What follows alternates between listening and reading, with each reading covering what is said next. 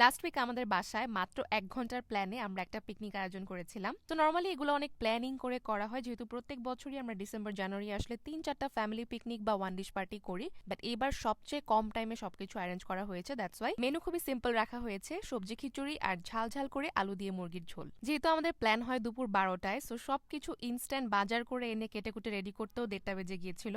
Most of the time বড় মামি সব রান্না করে আর ছোট মামা চুলা ধরানো থেকে শুরু করে চুলার জাল দেখাশোনার কাজটা করে। বাট এবার মামা ছিল না দেখে আব্বু খালু আমরা সবাই মিলেই কাজগুলা করছিলাম। আর যারা জয়েন্ট ফ্যামিলিতে বড় হয়েছে তারা রিলেট করতে পারবে যে এরকম ফ্যামিলির সবাই মিলে একসাথে পিকনিক বা যে কোনো প্ল্যান এক্সিকিউট করা কত মজার। সো মুরগি রান্না হতে খুব একটা সময় লাগে নাই, বাট খিচুড়িটাই একটা বড় স্ট্রাগলের ব্যাপার, কারণ পোলাওয়ের চালের খিচুড়িতে কিন্তু খুব একটা টাইম লাগে না, বাট ভাতের চালের খিচুড়ি করলে একটু বেশ টাইমই লাগে। আর খিচুড়ি এমন একটা খাবার যে ভুনা খিচুড়ি হোক, ল্যাটকা খিচুড়ি হোক, বাট সবজি খিচুড়ি হোক, তিনটা ফর্মেই মজা লাগে। আর শীতকালীন সবজি দিয়ে সবজি খিচুড়ি আমার অনেক পছন্দ।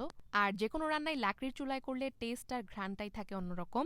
সো এই সময় আসলে বাজে ৩টা থেকে ৩:৩০টার মতো, আর আমাদের রান্নাটা হতে হতে অলমোস্ট ৪টা বেজে গিয়েছিল। বাট এই যে সবাই মিলে একসাথে ওয়েট করছিলাম, সবারই খিদায় অবস্থা খারাপ, বাট স্টিল আমার কাছে মনে হয় এটা অনেক বেশি ওয়ার্থ ইট। আর এখনো আপনাদের কার কার বাসায় এরকম ঠুসঠাস ফ্যামিলি পিকনিকের আয়োজন হয় আমাকে কমেন্ট করে অবশ্যই জানাবেন। সো এই ছিল আমাদের আজকের ছোটখাটো একটা পিকনিকের আয়োজন। So stay tune till the next one.